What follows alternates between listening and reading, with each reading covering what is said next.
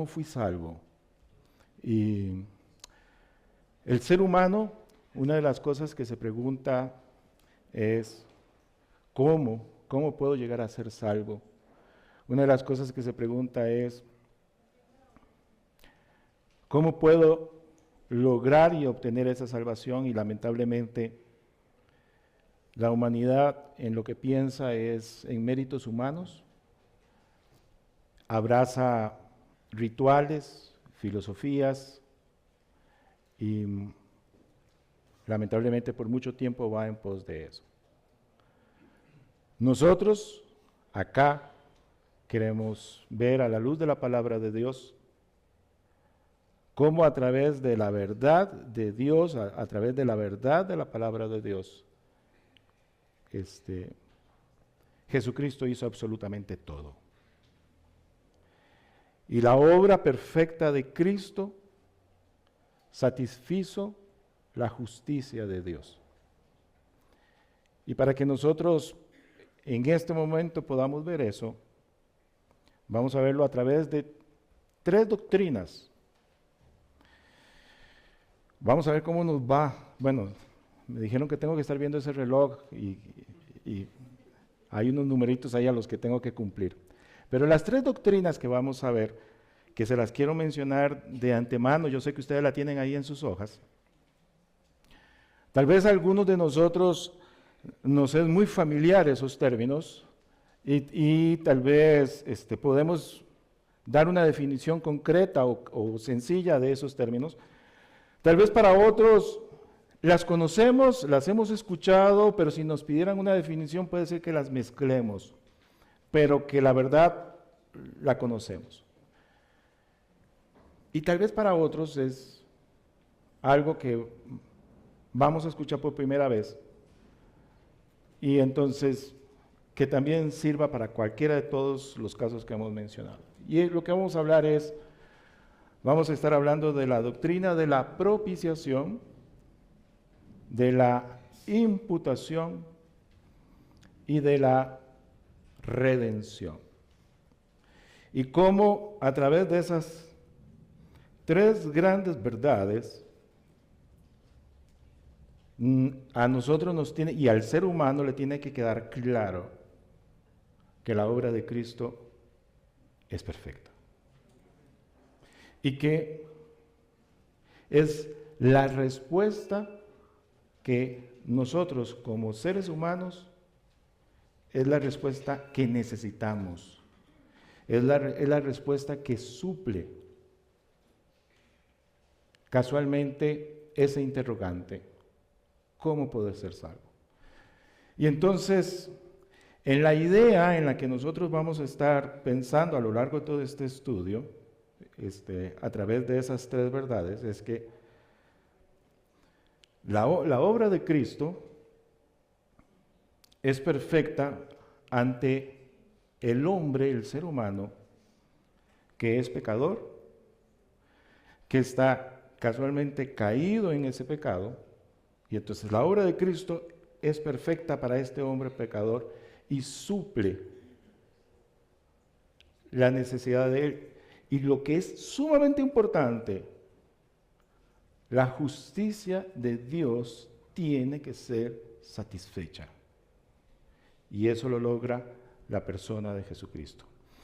Para ello, yo les voy a pedir por favor que podamos ir a Romanos capítulo 3, algunos versículos bien conocidos para nosotros. Vamos a empezar a leer desde el verso 21. Y ahí vamos a ver presente estas doctrinas que hemos mencionado. Entonces, no es en los textos en los que vamos a permanecer, pero vamos a partir de aquí.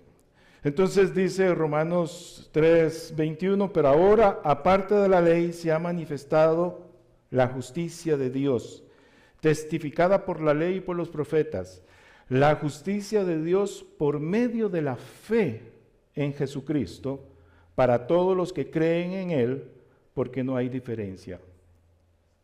Y ahí tenemos el problema en el siguiente versículo, por cuanto todos pecaron y están destituidos de la gloria de Dios, siendo justificados, doctrina que ya tuvimos que haber estudiado, siendo justificados gratuitamente por su gracia, mediante, una de las doctrinas que mencionamos, mediante la redención que es en Cristo Jesús, a quien Dios puso como propiciación por medio de la fe en su sangre.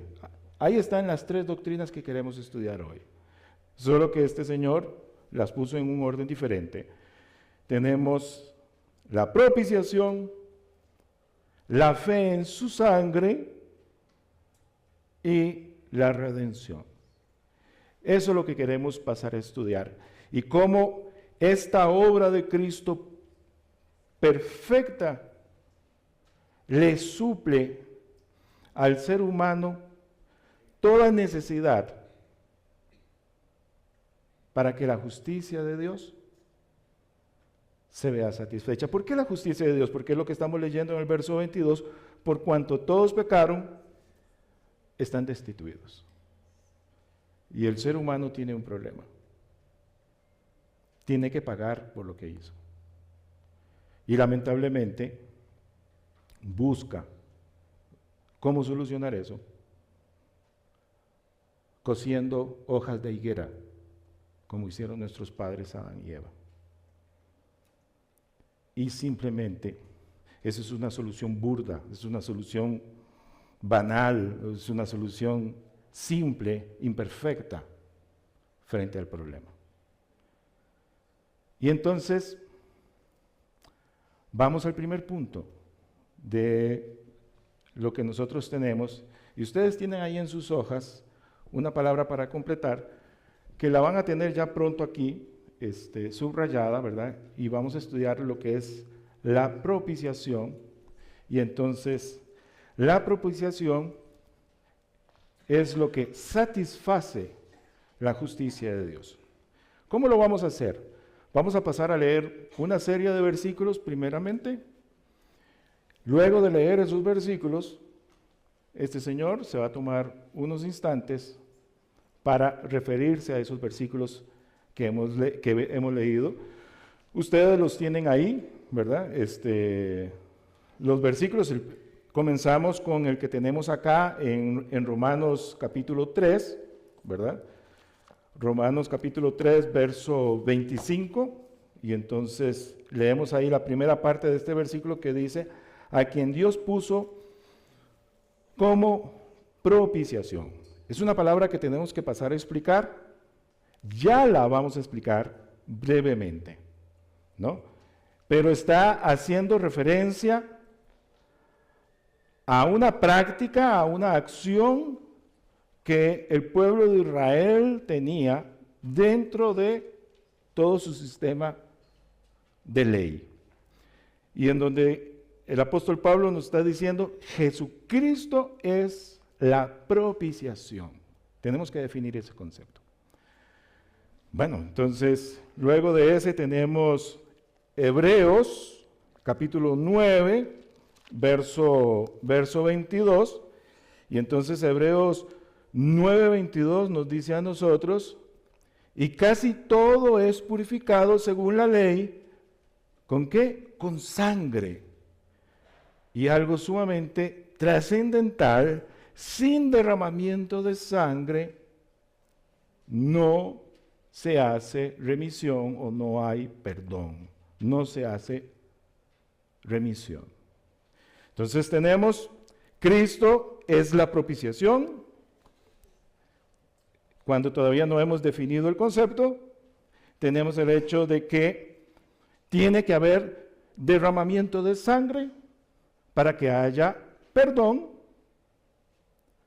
Y vamos a leer un versículo del Antiguo Testamento, ustedes lo tienen ahí, Levítico,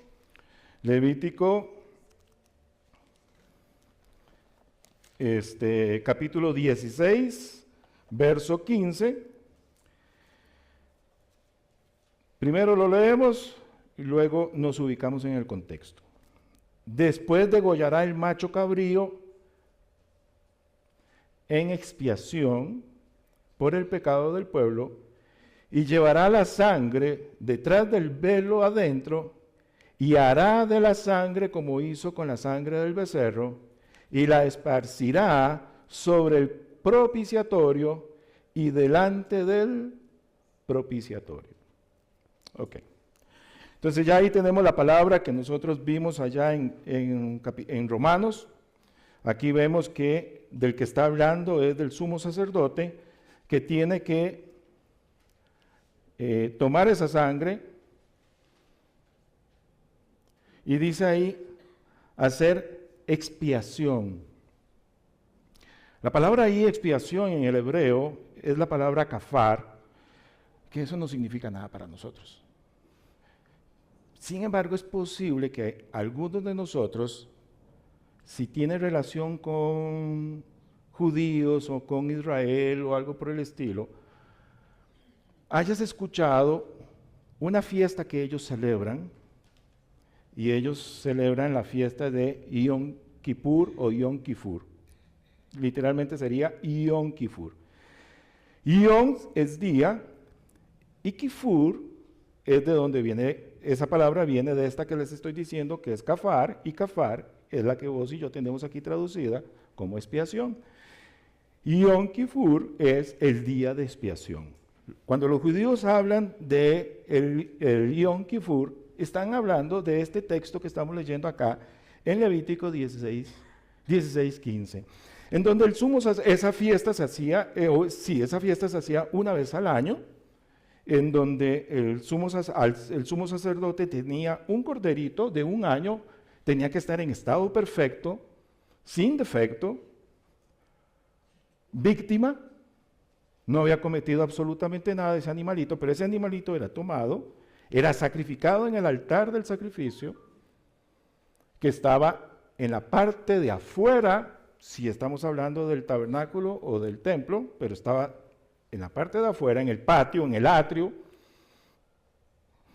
Este sumo sacerdote tomaba esa sangre, entraba, tabernáculo, templo, entraba a ese recinto, pasaba por el lugar santo en donde estaban los muebles del candelabro, la mesa de propiciación y demás, atravesaba la cortina que separaba el lugar santo del lugar santísimo, y estaba ahí delante de un mueble que nosotros le podemos llamar o le conocemos como el arca del testimonio.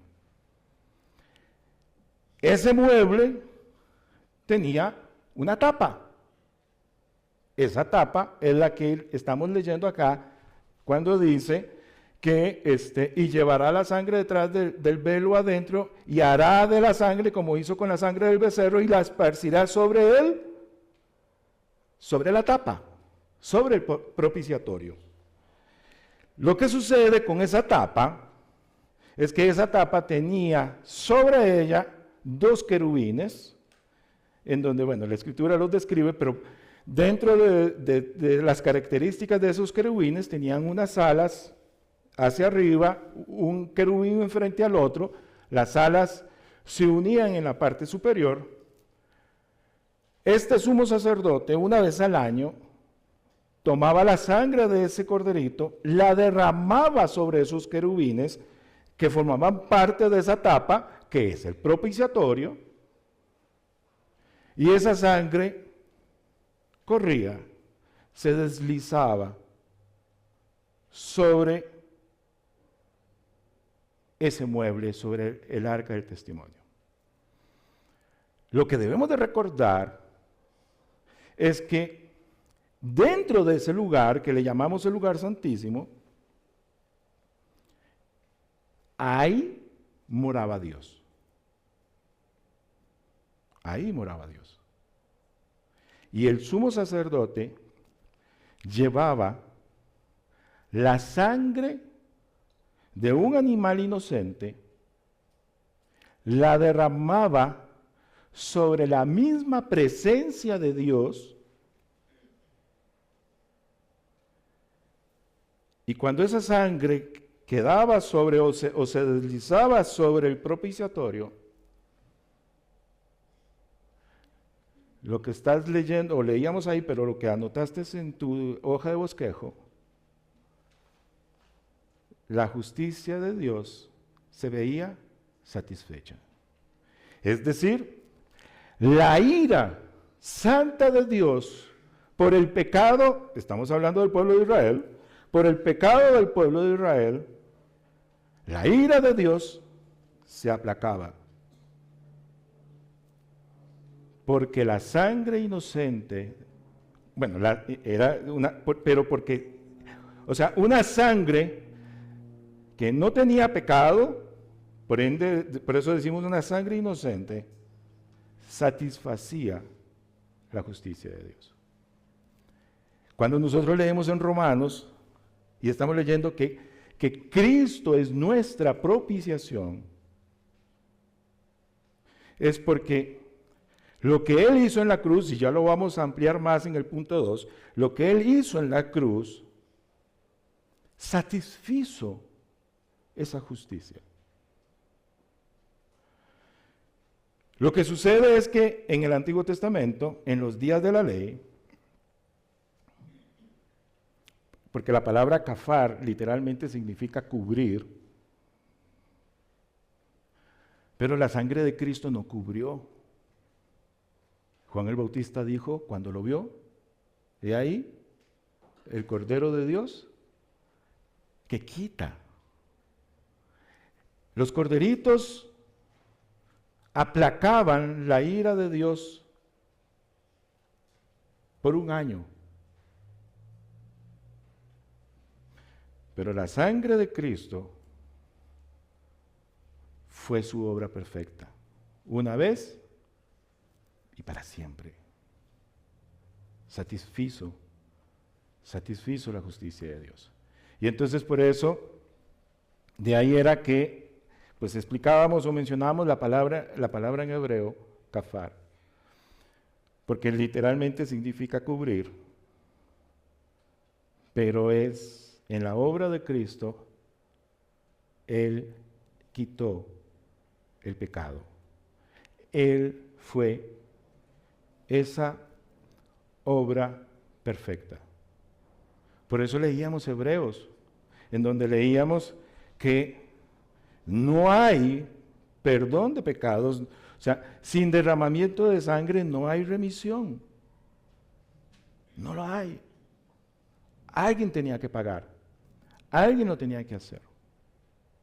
Solamente llegar a imaginar o pensar que a través de una buena acción, el ser humano puede aplacar la ira de Dios, es no conocer la doctrina de la propiciación. Solamente llegar a pensar que una vez que el hombre, la persona, ha conocido la verdad de Dios, ha conocido el Evangelio, que llegue a pensar que por un pecado puede volver a quedar condenado, es no entender el poder de la sangre de Cristo. Y es simplemente creer o pensar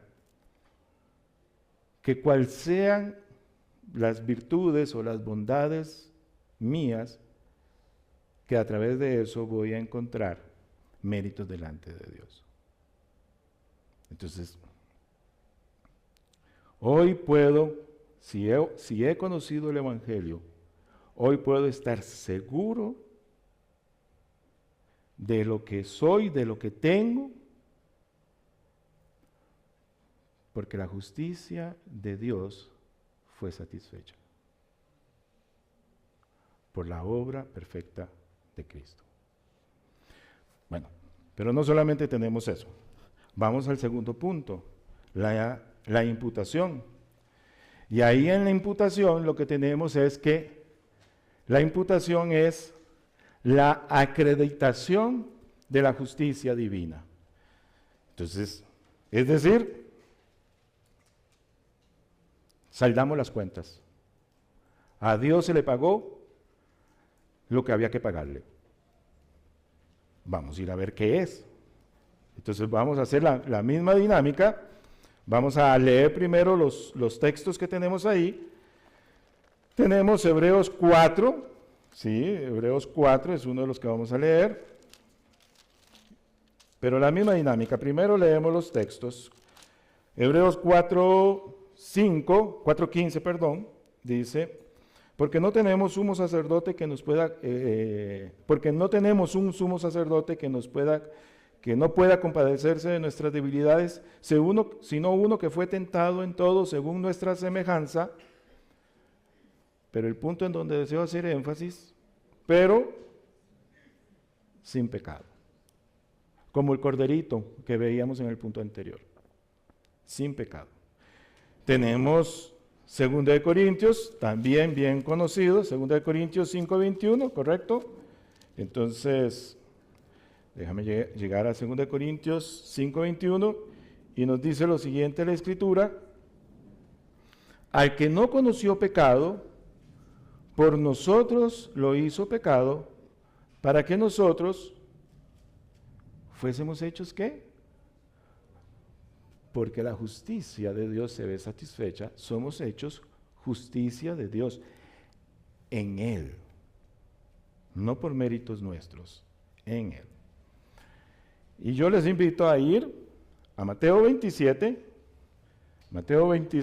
ahí nos vamos a encontrar en el momento en que nuestro Señor se encuentra crucificado, y dice el verso 45, y desde la hora sexta hubo tinieblas sobre toda la tierra hasta la hora novena. Cerca de la hora novena, Jesús clamó a gran voz diciendo, Elí, Elí, lama sabactani. Dios mío, ¿por qué me has desamparado? Nos vamos a detener acá y vamos a pensar en lo siguiente. Primero, lograr resumir la idea de los dos versículos anteriores. Hebreos nos dice que tenemos un sumo sacerdote igual a nosotros, pero sin pecado. 2 Corintios 5:21, que al que no conoció pecado, por nosotros lo hizo pecado. Y entonces podemos hacernos la pregunta, ¿en qué momento Cristo es hecho pecado? Porque en el momento en que Él es hecho pecado, el pecado que tiene es el tuyo, el mío y el de todas las personas, de todas las generaciones, de todos los tiempos.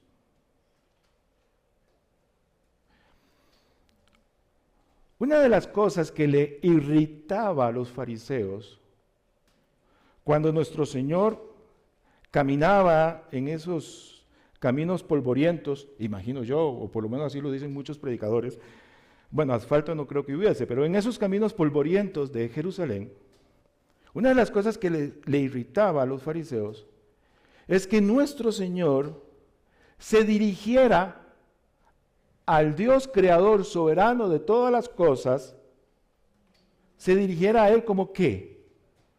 Como Padre. Porque una de las cosas que le molestaba, eso lo podemos leer allá por Juan 7, una de las cosas que le molestaba a los fariseos es que cuando Él se dirigía al Dios creador de todas las cosas, se dirigía a Él como Padre, Él se estaba haciendo igual a Dios. Y eso es una de las cosas que le molestaba a ellos y les irritaba. Una de las cosas que en lo personal me llama la atención en este texto de Mateo 27, en este instante en el que estamos leyendo, es que nuestro Señor Jesús no le llama Padre, le llama Dios. Entonces, sí quiero ser muy claro con lo que voy a decir. Te voy a dar un criterio personal. Y perfectamente puedo respetar, tengo que respetar a cualquiera que no necesariamente o que difiera o que tenga sus reservas. Pero yo creo que Él, nuestro Señor, le está diciendo, Dios mío, y clama y dice, ¿por qué me has desamparado? Porque es en ese instante en que tu pecado y mi pecado están sobre Él. Es en ese instante que 2 Corintios 5:21, que al que no conoció pecado, por nosotros lo hizo pecado, en algún momento tuvo que haber sucedido. ¿Cuándo? Mira, no tengo ni la menor idea. Creo de manera personal que puede ser acá. Porque se encierran una serie de elementos. Desde la hora sexta es el mediodía, la hora novena son las 3 de la tarde. Desde la hora sexta, desde el mediodía hasta las 3 de la tarde, desde el mediodía el sol debería estar en su cenit, pero hay oscuridad, densa oscuridad, por 3 horas. 3 horas. Entonces, la palabra imputación lo que significa es atribuirle a una persona alguna acción, algún hecho en el que se le hace responsable sobre ese hecho, sobre esa acción, sobre lo que dijo perfectamente puede ser. Jesucristo, no teniendo pecado, se le hace responsable del pecado tuyo y mío. Es decir, se le imputó tu pecado y mi pecado. Y en ese momento es cuando el Señor clama, Dios mío, ¿por qué me has desamparado? Sin embargo, si tenemos fresco los siguientes hechos del momento de la crucifixión, las últimas palabras de nuestro Señor es cuando Él le dice, Padre, a ti encomiendo, y murió. Es decir, que lo encontramos en un momento en donde le está llamando Dios mío, pero al final, antes de entregar físicamente su vida, le vuelve a llamar Padre. Eso es algo glorioso. ¿Por qué? ¿Por qué pasa eso? ¿Por qué hay esa diferencia? Vamos a Isaías. Vamos a Isaías 53. Vamos a leer los versos 4 y 5. Y entonces leemos ahí que dice, ciertamente llevó Él nuestras enfermedades y sufrió nuestros dolores. ¿Eso qué es? Imputación. Ciertamente llevó Él nuestras enfermedades y sufrió nuestros dolores, y nosotros le tuvimos, y ahí es donde deseo hacer, reflexionar un poco. Igual voy a leer, termino de leer el verso 5, pero voy a hacer un énfasis así, ahí donde dice, y nosotros le tuvimos por azotado, por herido de Dios y abatido, mas Él herido fue por nuestras rebeliones, molido por nuestros pecados. Eso es imputación. Y entonces dice, el castigo de nuestra paz fue sobre Él, y por su llaga fuimos nosotros curados. El verso 4 del capítulo 53, cuando dice, ciertamente Él llevó nuestras enfermedades, sufrió nuestros dolores, pero dice, nosotros le tuvimos,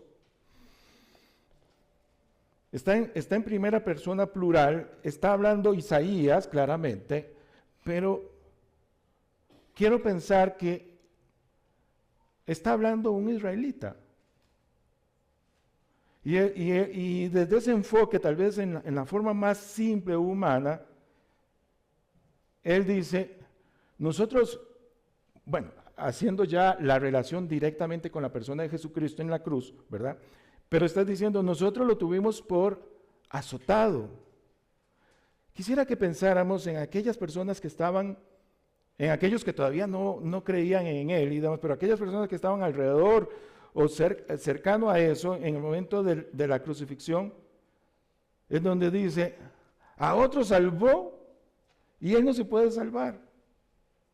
O sea, perfectamente cualquiera podía decir, si está ahí, es porque hizo algo.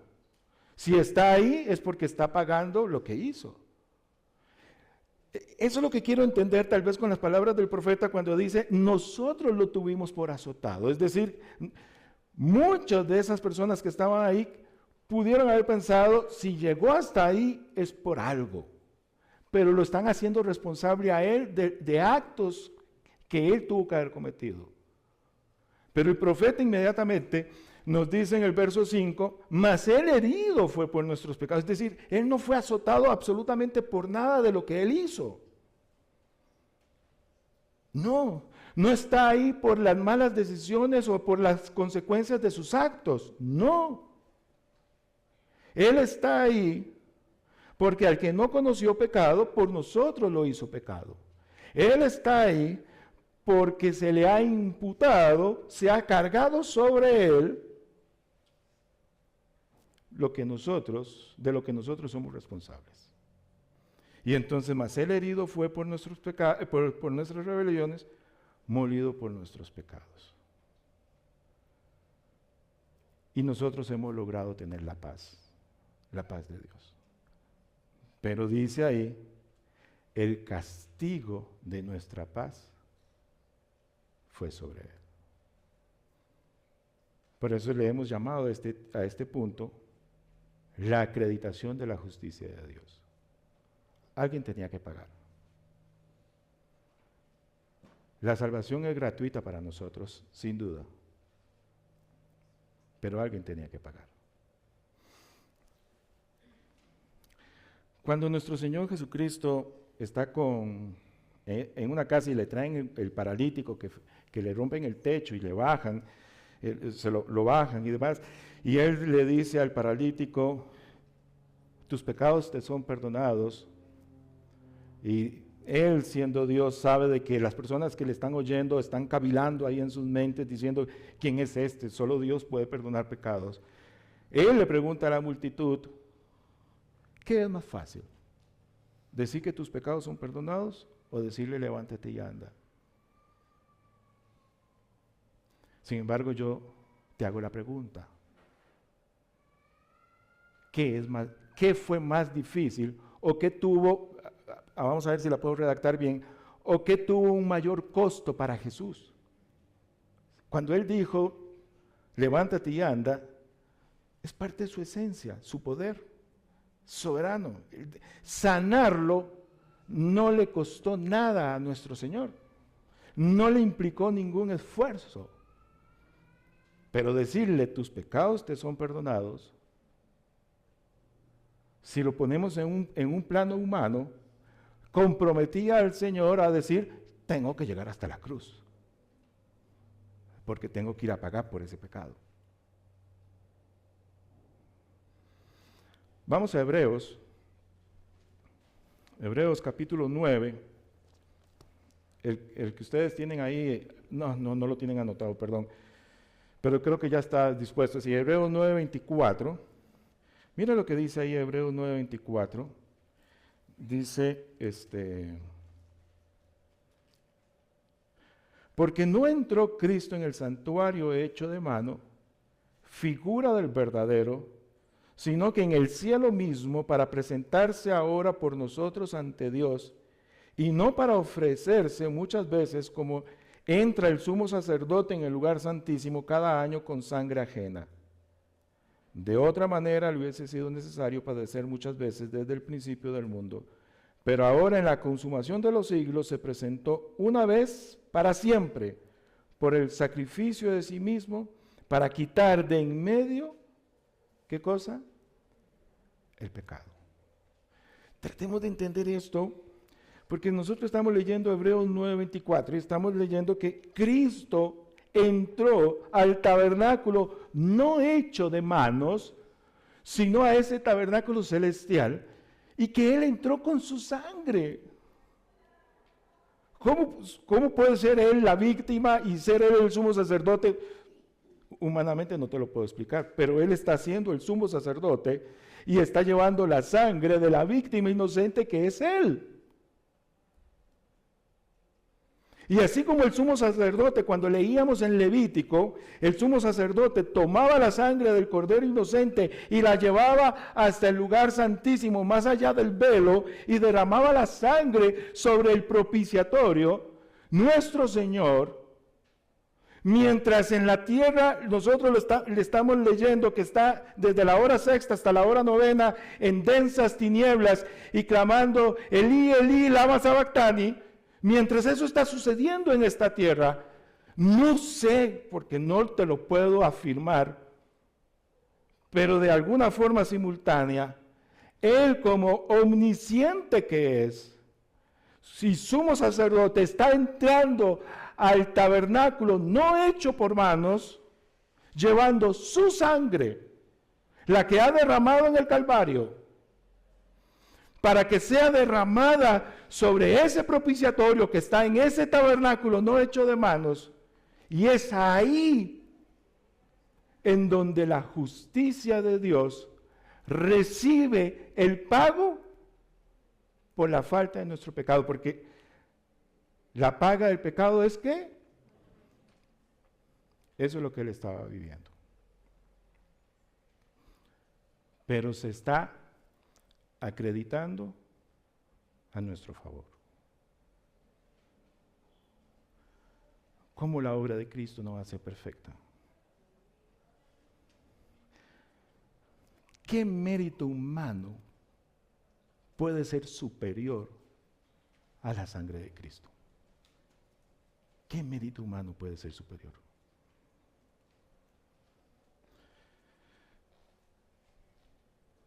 Y entonces por eso hablábamos que la obra de Cristo es la que satisface toda obra, bueno, la tenemos, y provee al ser humano la justicia de Dios. Nos queda un tercer punto y me quedan unos pocos minutos. Creo que me he podido portar bien. Vamos entonces al tercero, a la redención, ¿verdad? Entonces hemos podido definir propiciación. La propiciación es el quitar, la imputación es el atribuirle a un tercero, y vamos a redención en Efesios capítulo 1, verso 7, en donde leemos, en donde dice, en quien tenemos redención por su sangre, el perdón de pecados, según las riquezas de su gracia. Y queremos hablar de la palabra redención. Y quisiera, ahora en cualquier instante nos van a poner un cuadro en donde vamos a tener la palabra tanto en hebreo como en griego. Y la palabra en hebreo es Gaal. Y entonces tal vez Gaal a nosotros no nos dice nada. Pero con seguridad conoce la historia de Ruth y lo que todo eso conlleva. Y tratando de reducirlo al máximo, sabemos de que Ruth, la historia comienza con su suegra, en este caso, en donde Elcana y Noemí, casualmente en la ciudad en la que ellos viven, Betel, irónicamente casa de pan, pues tienen hambre, hay carencia, y deciden deciden ir a buscar pan a tierra enemiga, donde Moab. Pero en la soberanía de Dios y en el control absoluto de Él, sus dos hijos están allá, sus dos hijos se casan allá, y uno de ellos, y la esposa de uno de ellos es Ruth. Ya sabemos la historia, que los tres varones mueren, y Noemí decide regresar a Israel porque ha oído que en su ciudad, en casa de pan, hay pan. Y Ruth decide venir, y tenemos aquel versículo famoso o popular que Ruth le dice a su mujer, a su suegra: tu Dios será mi Dios y tu pueblo será mi pueblo. Pero están en una condición de indefección, están en una condición de mucha carencia. Ambas son viudas, y aparece un personaje ahí que conocemos, Booz, y Booz decide, y tenemos la palabra ahí en hebreo, decide redimirlas. Y entonces hablamos ahí, el libro de Ruth habla de que necesitan encontrar un pariente cercano para poderlas redimir.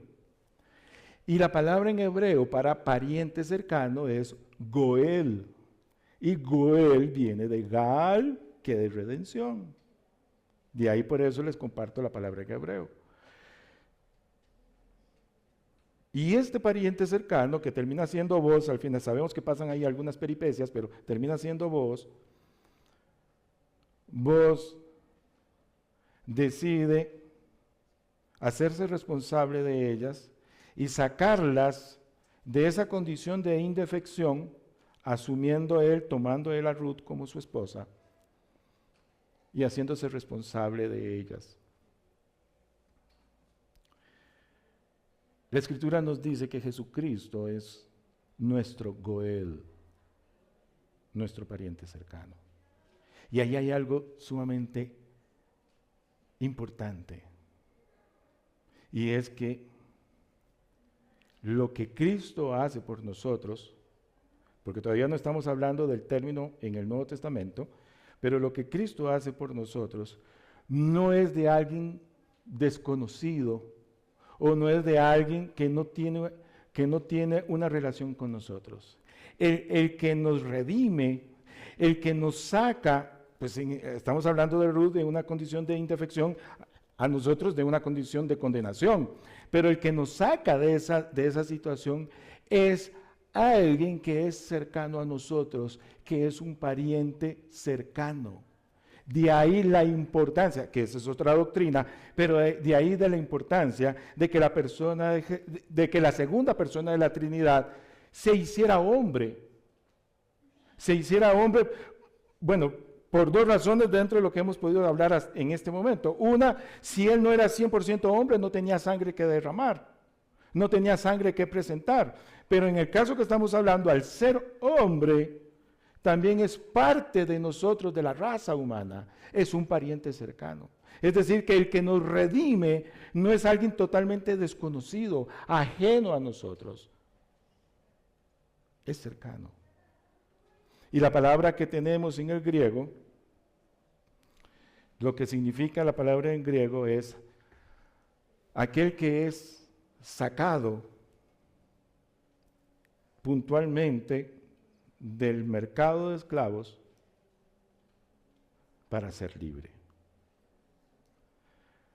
En el Antiguo Testamento, el pariente cercano, en este caso Booz,